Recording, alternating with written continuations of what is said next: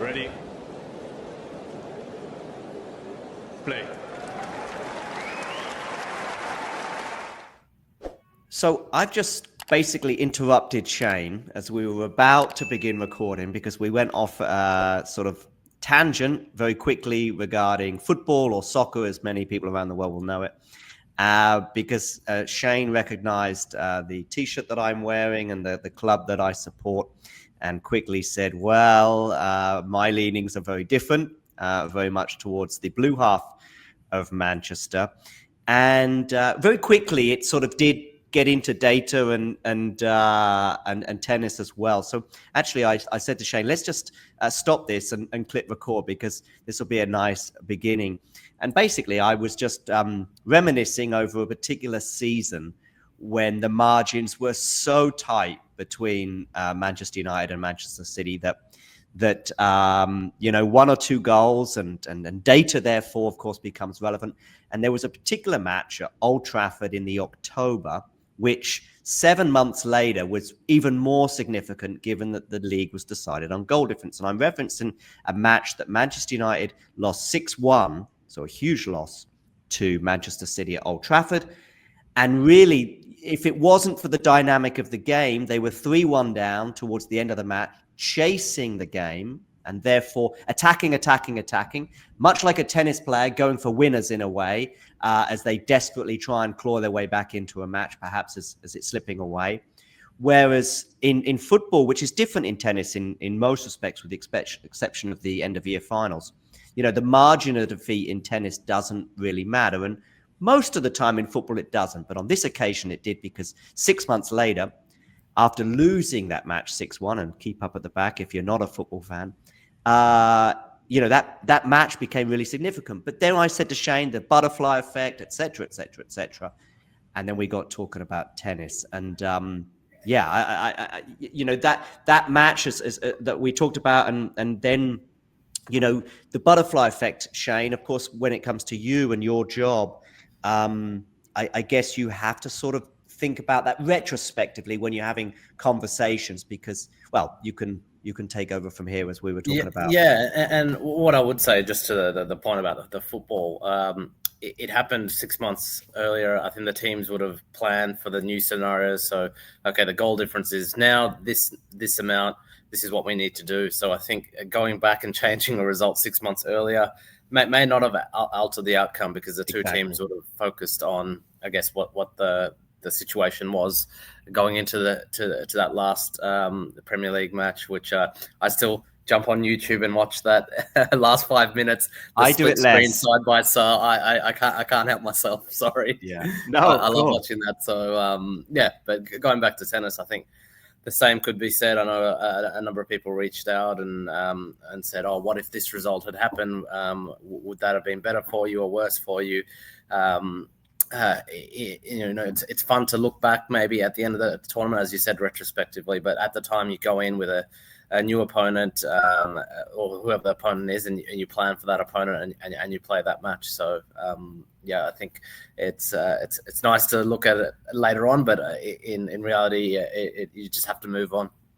Yeah, the year for Aryna Sabalenka has been fascinating, and of course, I mentioned Sabalenka as being somebody who you've been working with since, Shane. Which year did you start working with? 2020. So end of 2020. Yeah, that was right. I remember, I think we spoke before about the French Open, the cold French Open, and it was around that time, wasn't it? The October one, I think. At that time, I think I was just working with Ons Jabeur, and they played, I think it was the third round. It was a little bit of a snowball effect. I think after that, I think both teams were aware of me, and then it just so happened Jason Stacey, a trainer, knew someone who knew me and also connected. So Anton then met with me in January, and we sort of went from there. Indeed. And this year, because I want to hone in a bit more in terms of Aryna in this year, I think we've spoken obviously 2 or 3 times over the last 2 years about Aryna's journey. So I really want to make this episode about 2025 Aryna. I spoke to Gavin McMillan just actually almost exactly a year ago in the wake of her US Open 24 triumph. And, I spoke to him about some of the evolutions to her game, Aryna, in terms of maybe the drop shot, maybe a bit more coming to the net. Are you involved in some of those discussions as well, Shane? Definitely more around, I guess, the numbers on if it's successful or do we think it's going to work in a particular matchup. I think the technical side, the coaches certainly handle it. So when Gavin was on the team, he was very involved in it. But obviously, Anton and Andre and now Max, who's come on as well, they're looking at, I guess, the technical parts of it. And my job really is to go, right, is it working? From a numbers perspective, whether it's, the trajectory, the speed spin, where it's landing, and against particular matchups, if it's going to be successful. But in terms of on the court, the technical development, the coaches certainly manage that part. In terms of the drop shot, okay, and this is obviously applicable to Aryna these days, but anyone on the tour. What are the 2 or 3 main things you're looking at? I mean, I guess you're thinking about, does my player, I guess, have the capabilities? Do they have the talent? Do they have the wherewithal to pull it off? The opponent, though, is maybe even more important or as important. What's their speed like? What sort of proximity are they to the baseline? Are they kind of the 3 biggest factors with that shot? Yeah, definitely. But also, from my perspective, looking at what the opponent's capable of doing, are they a good linear mover? I know a lot of players are now great lateral movers, but are they able to come forward a lot? And then if they do, what's their next shot most likely to be? So I'm big on telling the coaches with the data as well that they've got to be ready for the ball to come back. And if it comes back, is it likely to come back line, cross through the middle, and be ready for a volley or whatever else the next shot is going to be. So definitely looking at those things. I do like to look early in the tournament just to see how the court surface is playing. So sometimes the ball's just checking and sitting up.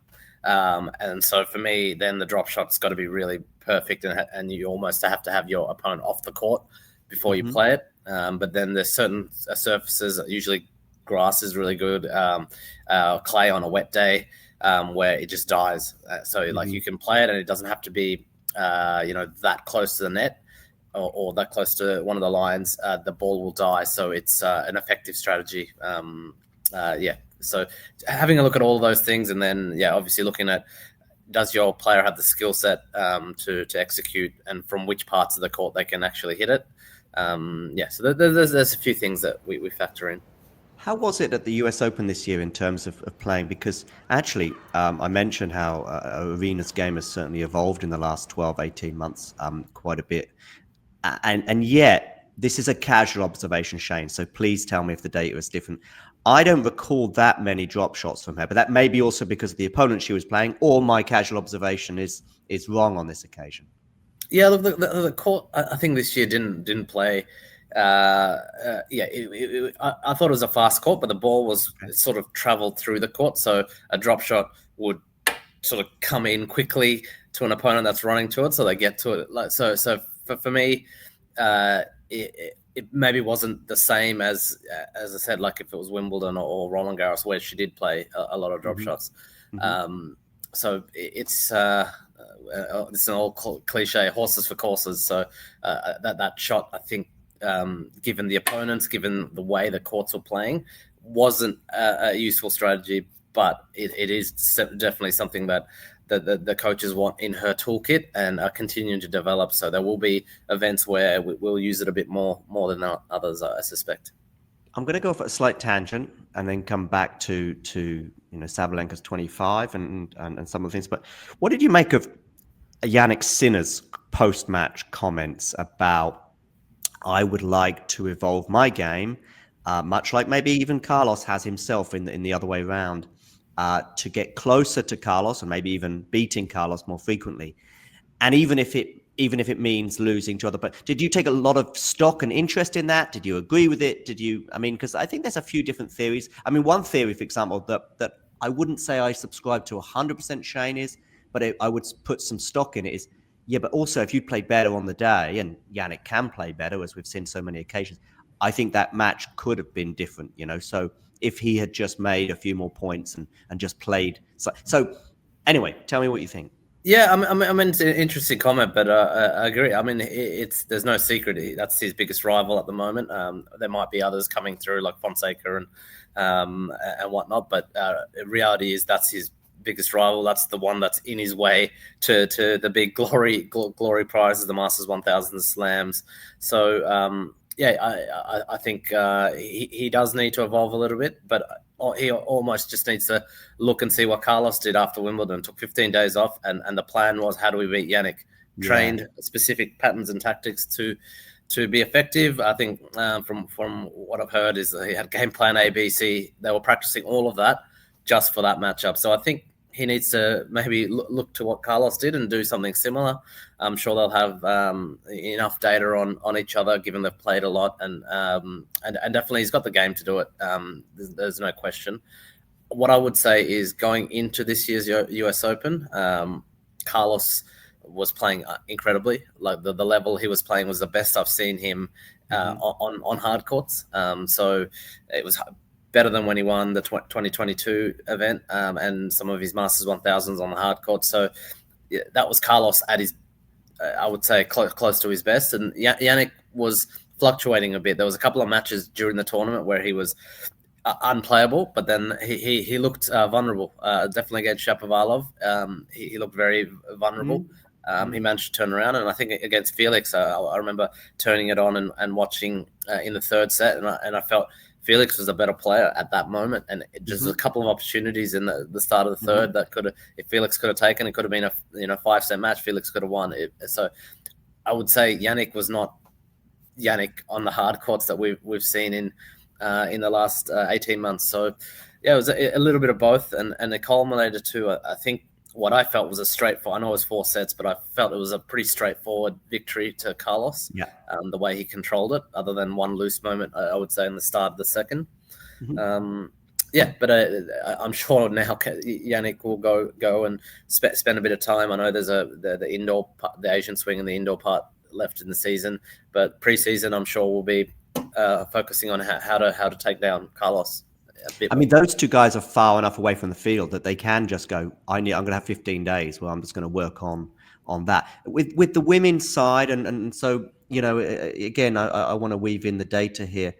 It's a bit more complicated for players such as Aryna and Iga to sort of just focus on each other. I mean, the Iga-Aryna rivalry is kind of fascinating for a million reasons, but one of the reasons is that they just barely ever play each other in a slam. Certainly, they've never played each other in a final. Two semis, I think. So one this year, Roland Garros and US Open. So right, exactly. Yeah, it is. It's a rivalry that's happening without each other in the biggest moments, maybe in the slams, but it's definitely there. But the women's tour is, there's some like Coco. I mean, her level's fluctuating, but Coco when she's on is unbelievable. I would say Rybakina as well hasn't got it together, but there's just, I think, more players in the draw that can, upset that potential matchup. Amanda next year, I would say, I mean, we've seen two back-to-back finals. It was a tough final as well. I think she played very well to get that second set to a tiebreak. She's going to be there in 2026, pushing for the biggest events, and her game is capable of succeeding on any surface. So there's just some great players. I think Paolini, I know she didn't get the Slam finals, but she's backed up some good results for the Masters 1000 finals. So the depth, I think, in terms of who can win a Slam and who's going to get to that final matchup is bigger. And that's why we're not seeing as much of Iga and Aryna necessarily in the final. Absolutely. Okay.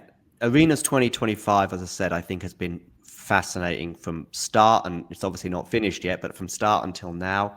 And fascinating for me as because it feels like just a few points, a few points have, what's the word? Maybe not quite dictated, but certainly heavily influenced the outcome for her entire season. I mean, we're talking 1 or 2 points in Australia, 1 or 2 points, I still think, at the French Open, even if it was a slightly, there was a games difference in that the third set. Certainly 1 or 2 points against Amanda. And also we're talking about semi-finals and finals of slams. Yeah.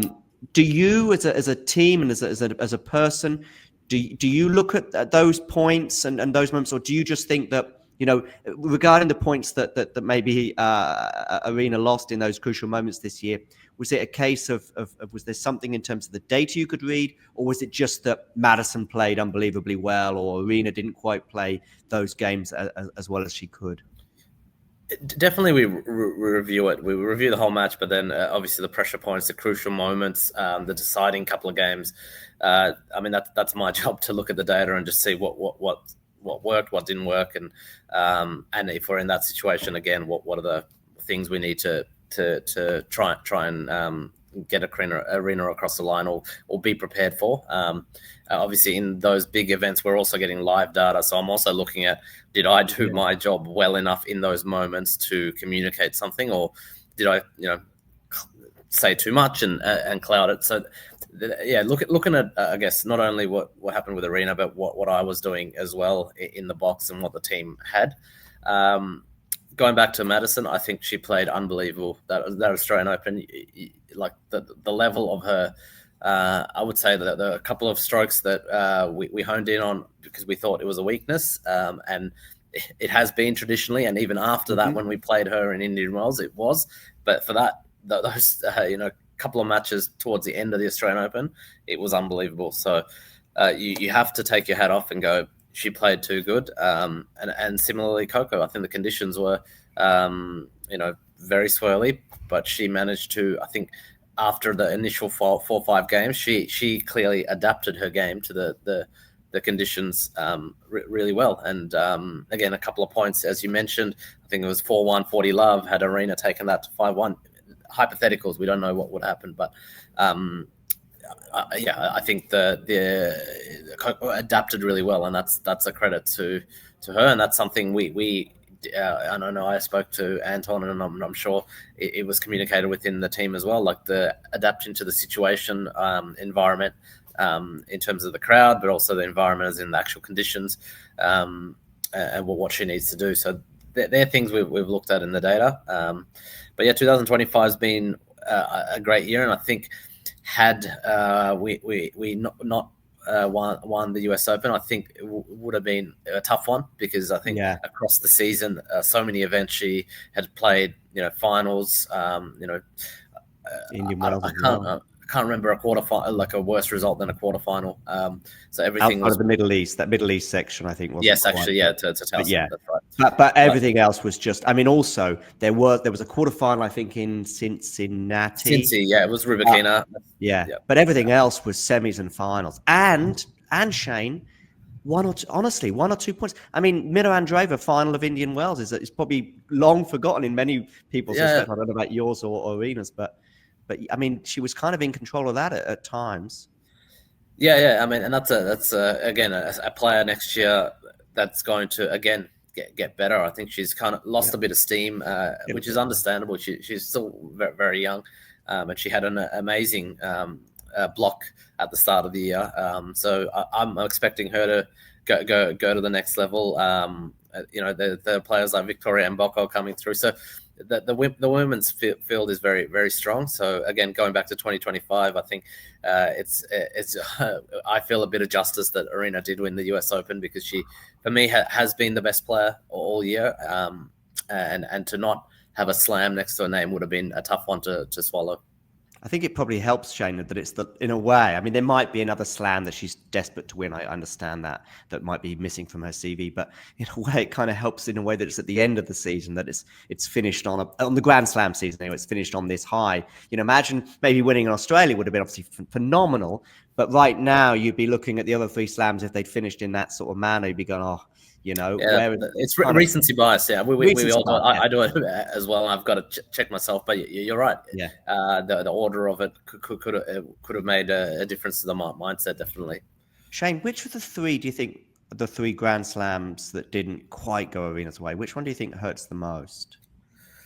I would say the one that would hurt the most is the French Open. I remember starting with the team and hearing all the noise around. Oh, Aryna can't play on clay. She'll never get a game right for clay. So I know that one. I'm sure the team had the same, but for me, I was like, okay, this is the one. I really want her to win this one because of all the noise around it, and she's done a lot of work. We looked at, I know with Anton, I looked at a lot of data, and I felt like we had made over the last few years. I know she won Madrid.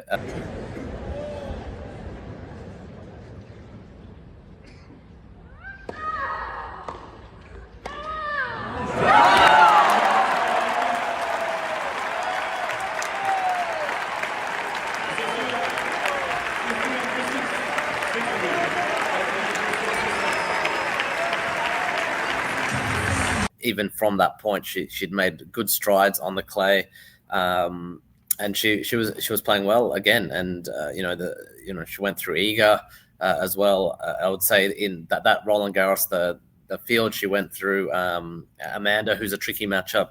Then she beat Zheng, Iga. So like she, for me, did some incredible things. So just to fall short in the final was tough, but I think she'll learn from it. And I hope that she's competitive on the clay for the next few seasons, and will have enough opportunities to add that to her CV as well. I thought you would probably say the French, partly because I've spoken to Aryna a few times in press conferences, and not this year, but I remember in the last 2 years, she would reference the two French Opens of 23 and 24, and some in her frank and comical way, sometimes using bad language. I remember to reference those, but in a good way. Like, my goodness, those ones still annoy me now. I mean, that loss to Mukova in the semi-final, it sounds like it still hurts. How can you use that, during this season now in Stuttgart and onwards, to maybe fuel some success in Paris?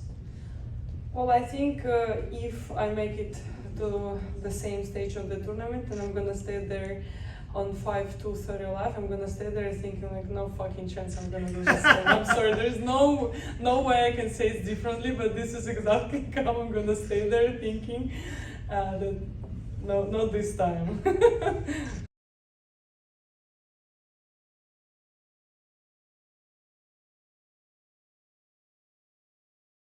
I think the night before, maybe 2 nights before, just having a quick look, I thought Aryna would win. Like it was sort of a 55-45 feeling for me, but that's a feeling rather than anything else. But there was one thing that I was a bit concerned about for Aryna, and I think it was rally length.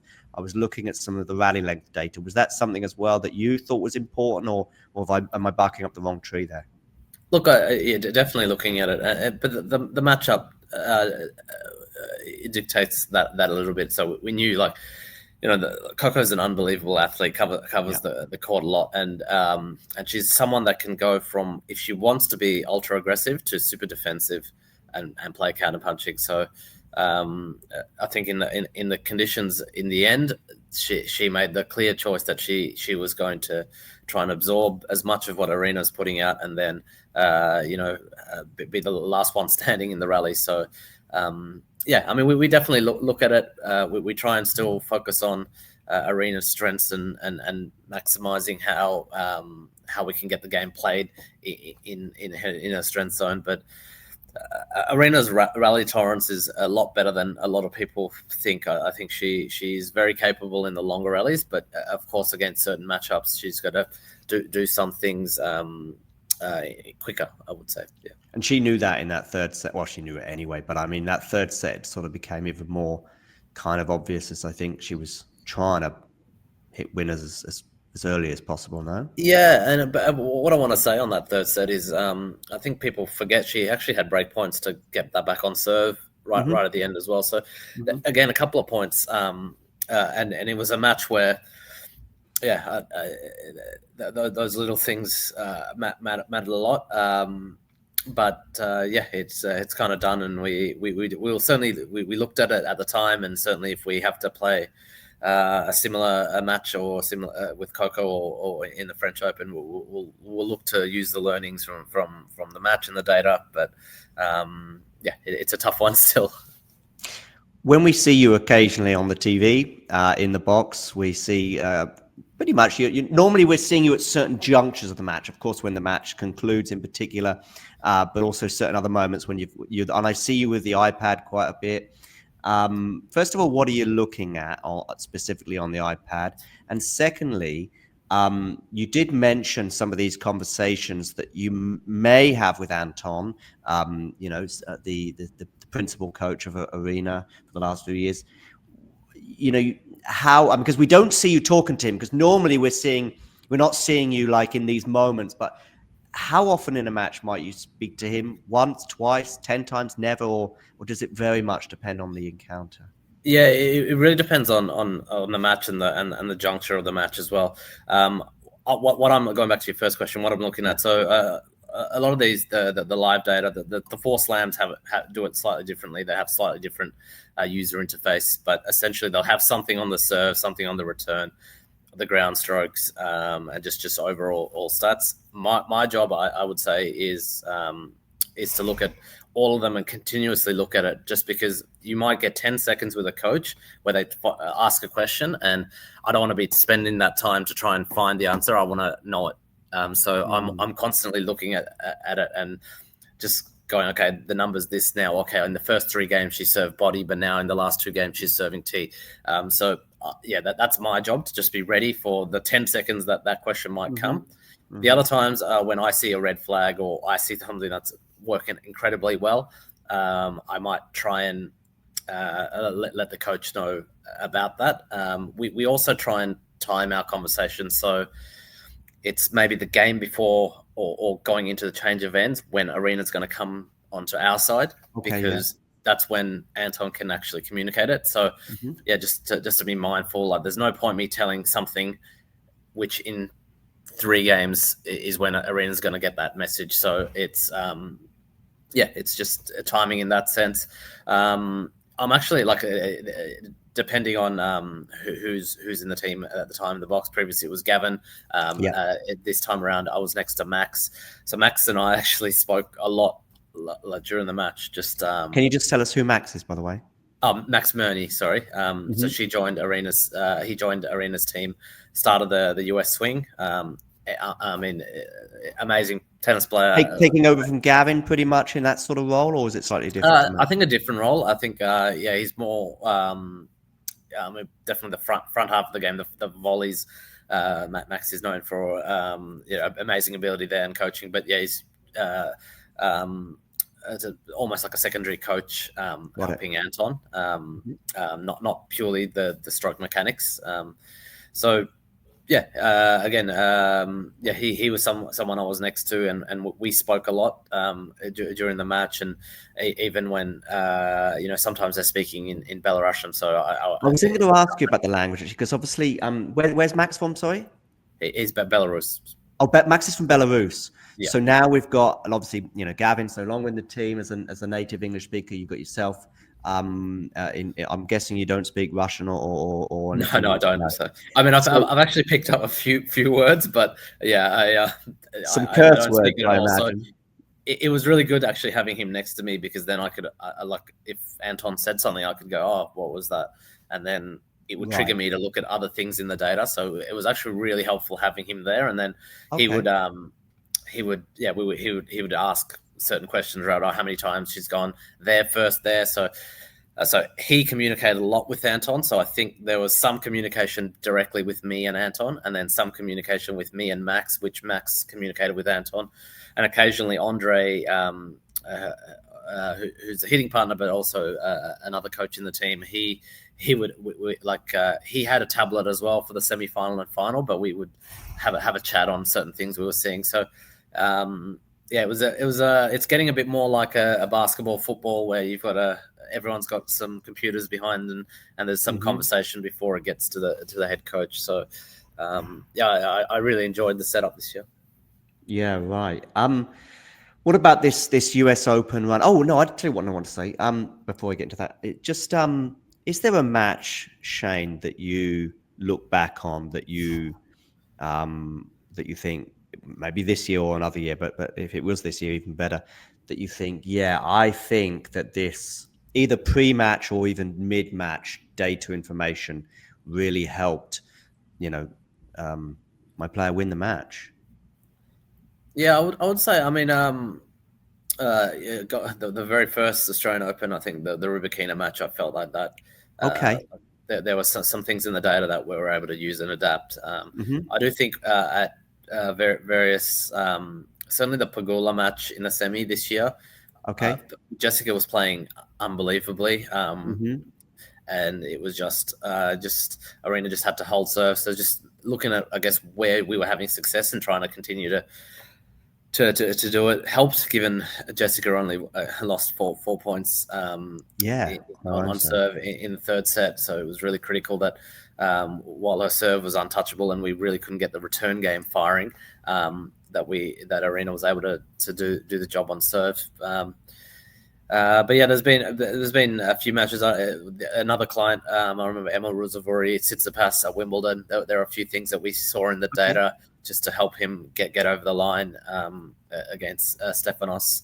But yeah, look, I certainly believe, there's this can influence the outcome of the match if used correctly and if communicated correctly. But those things are not always easy. I would say maybe there's been occasions where I've said too much and it's maybe muddied the thinking. So that's an art that I'm continually evolving, and I'm sure I'm not the only one. Those in similar situations are trying to find that balance between, I guess, having the information and then picking the moment to communicate it. Sure. Overloading information. We've got all this data, and I mean, and also it depends on the individual, depends on what they like, what they don't like. Bringing back. What I would say to that was like Anton this time, we try and get the information to him pre-match. So I remember when we found out Vondrousova was withdrawing, and we had a conversation. So that warm up turned into a practice, and the focus became Pegula. Whereas it was previously Vondrousova. So I remember having that conversation, and he was just asking around, okay, what is she doing anything differently to the way she has been, what's happening with her serve and things like that.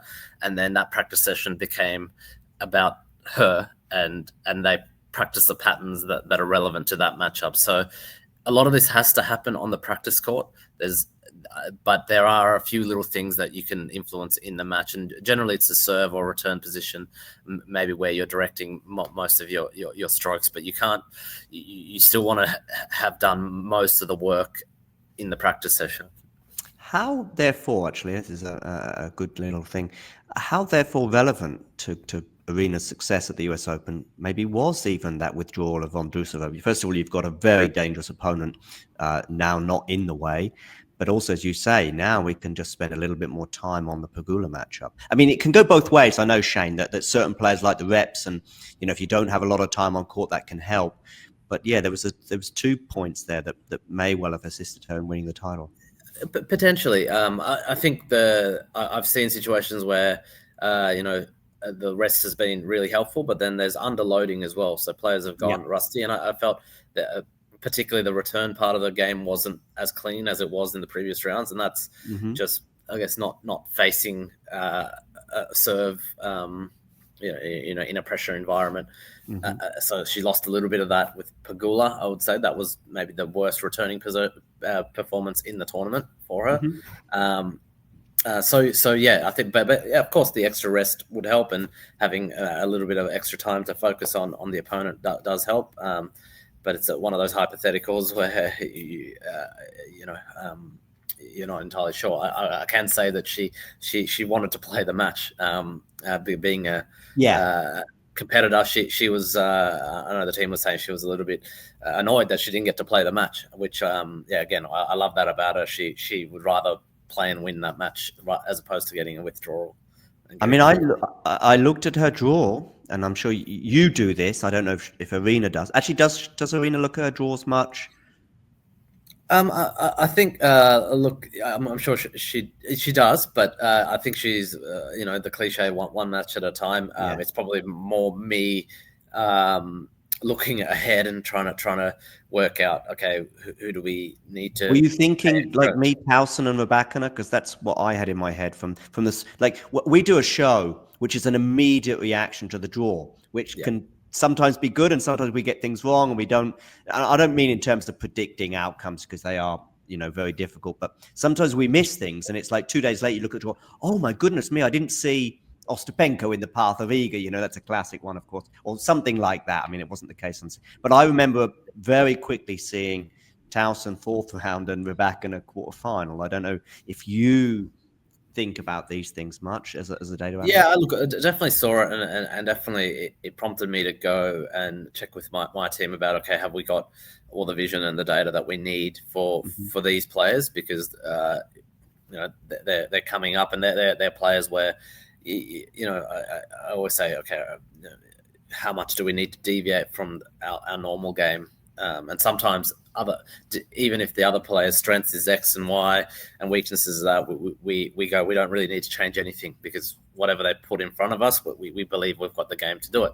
Those are two players where you do need to look at a little bit more because their strengths are can cause more harm than we would like. So I would say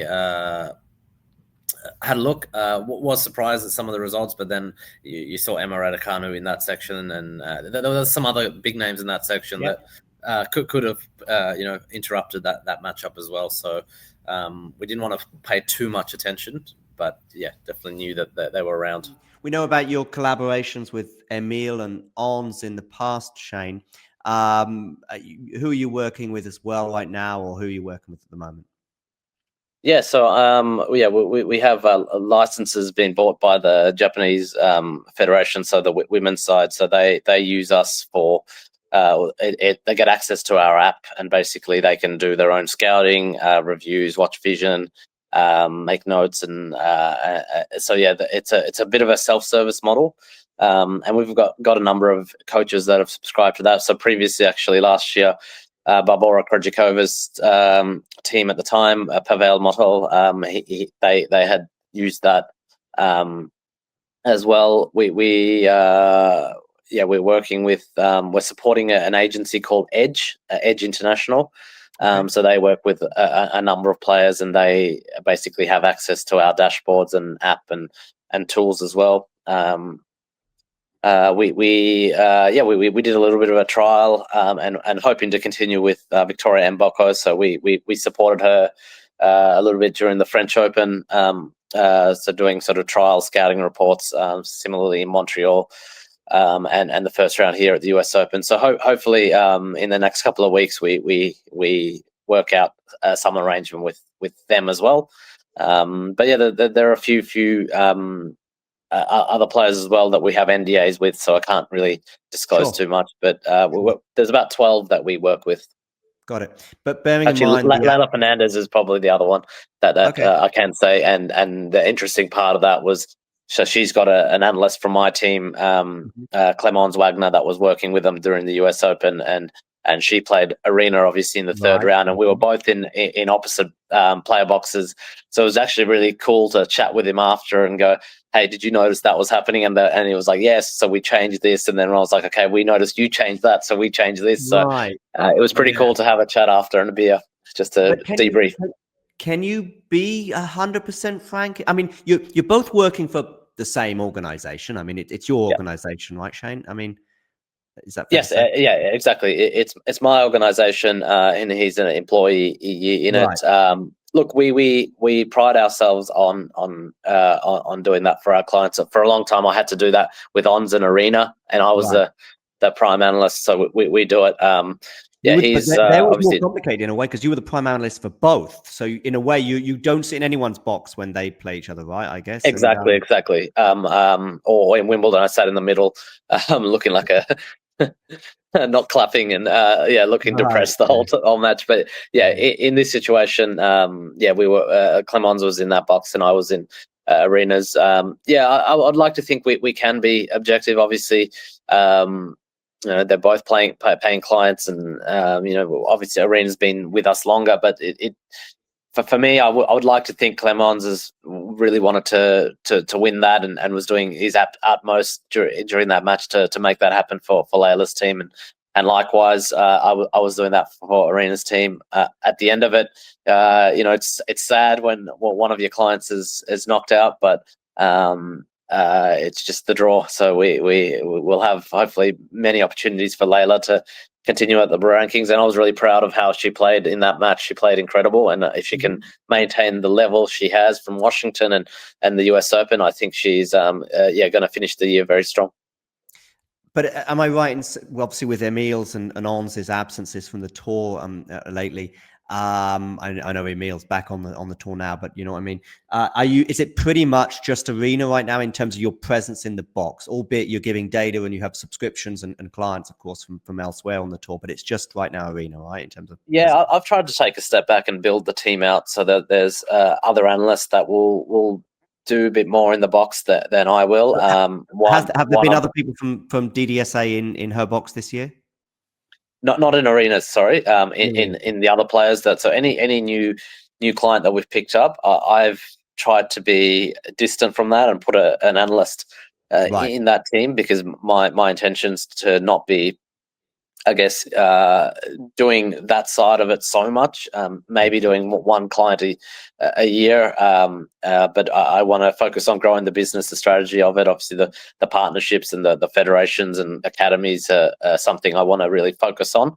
So that's been something that I've been able to do, and I think going forward, that's whenever there's two players and we have live data, that'll be the way we approach it. We won't have a situation where no one's in the box. We'll always have someone support the teams if they want it.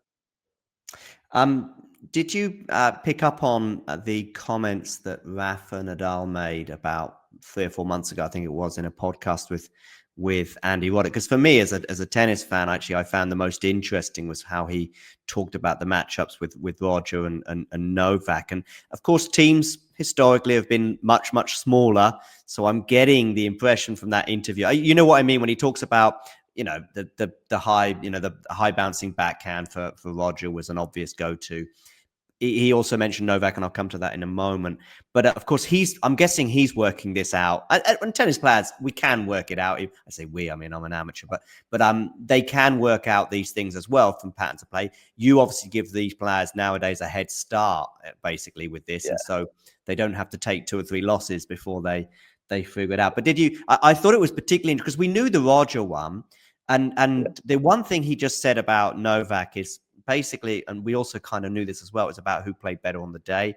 But all he could do in the end, maybe with Novak, was maybe just not give him the angles. That was probably the one thing. And maybe a bit of slicing, but often down the middle of the court rather than giving Novak. I don't know if you thought that was quite interesting to hear. No, definitely. I definitely looked at it as well, because I was always fascinated about the matchups. Just on that podcast, that was an incredible insight. So well done to Andy to kind of get that and make it happen. And then there's obviously Rafa for being so forthcoming and this speaking is what I want to say, Shane. Now Rafa can be frank. But I remember thinking about this when you were talking about your chats and your debrief after the Layla match. I was thinking, but I'm sure even when you come on here, you're thinking, well, I can say this, of course, and I'm okay with that, but I can't. There's half of things like when you're retired and everyone else is sat down and maybe you're doing something else, fine, but you can't until then, right? Yeah, naturally. That obviously we've got to be careful, because you're going to play these players again and again and again. You don't want to give them added insights. So of course, when I'm on a show like this, I've got to be careful, and I am. And the same, I'm sure, with other people that you've had on the show, like Gavin and whoever else, they're going to be like that. So obviously with Rafa retiring, it's great to see that he's happy to share some of that knowledge. My 2 cents on Rafa himself, he is someone that can work things out very quickly on court, and I see a lot of Carlos as well, adapting and changing on the fly. And I say these are players that have great working memory, so they're able to store what's happening in the match very quickly and adjust or go, no, I'm going to keep honing that weakness. And he was very good at it. The other story I have on him is I worked at the United Cup with Team Spain, so I was working for Ramos Vinolas, and Rafa was on that team, and we had live data. Which year was that? I think it was 2023 from memory. Yeah, that was just Shane to help you as well with this, and it will be to confirm. I think that's the year when he was potentially. Oh no, I think he did play. Yeah, he did play against Cam Norrie. Yeah. Go on. He played. He played Demonar, and I think he played Norrie. Yeah, Norrie, exactly. Yeah. So it was and I just saw him even on the bench. So players are playing, and he was looking at the live data, and he was very. It was like a second coach. So he was seeing some things with the eyes, and he was communicating that to Ramos, but he was also looking at the data, and I have a couple of cool pictures of him looking at the data, scrolling through, and I was like, oh, it's awesome. Like for me, a data guy, seeing one of the greatest in history, looking at the data, referring to it, and communicating it. I just thought, and he seemed very, very natural doing that. But I also think when he was playing matches, he had an amazing ability to work out, like even if a match wasn't going his way, he would find out where he could sort of take the strategy, and so often he was able to turn those matches around, and I think that was one of his skills. Depending on his ambitions and what he wants to do, I mean, this is very important, but he could be a pretty inspirational but also maybe useful coach, right?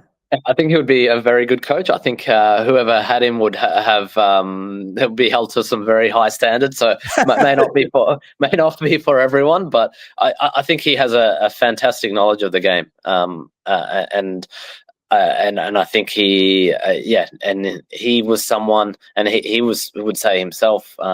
Actually, I think he's incredibly talented. But when you look at Roger, and when you look at maybe Novak as well, he maybe didn't have everything that they had, but he had a career very similar to both of them. So, and that's because I think he did a lot of other things incredibly well, and I think he read the game better than the other two, for sure. Yeah. Shane, wonderful.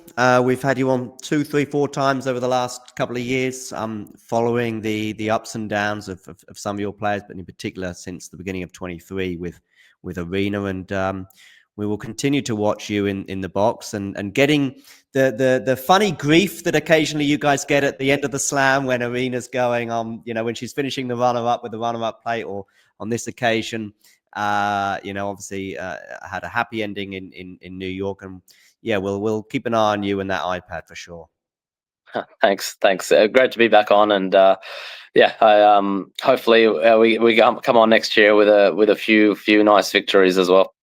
Yeah, I mean, Shane, this is just again, it's probably more of a casual observation, but I do, again, you probably don't because match by match, but I do look at Aryna at the beginning of every year going, the Australian one is normally a favorable slam, at least in terms of getting to the final.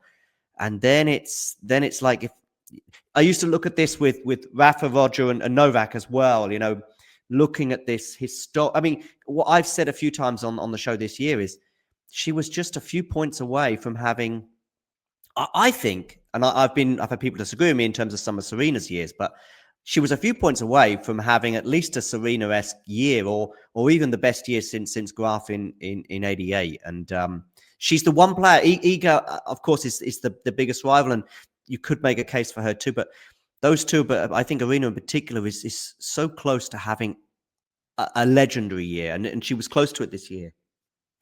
Yeah, I mean, look, I'd like to think the work's been done for her to be able to win all 4. Obviously, very hard timing. She has the ambition too, right? I mean, it's not. She has the ambition. She, everyone within the team's motivated, and I think she put what she could in front this year, and she was very close. And I think one of the things that we saw was the ranking points. She was very close to actually having the best, ranking points accumulated in a calendar year, which she's going to fall short now. But that being said, Yeah, it's next year is a new year. That there are a lot of things that can happen. That players coming through very quickly. I think Iga's also going to be motivated for the calendar, like not to get the Australian Open to complete her Grand Slam set. So I think that there'll be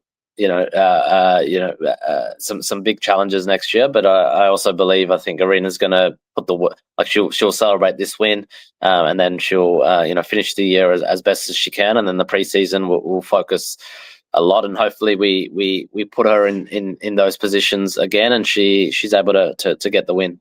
Yeah. Cool. Thanks, Shane. Cool. Thank you. If you enjoyed this video, make sure you hit that like button. Don't forget to subscribe and click that notification bell so you don't miss out on all things tennis.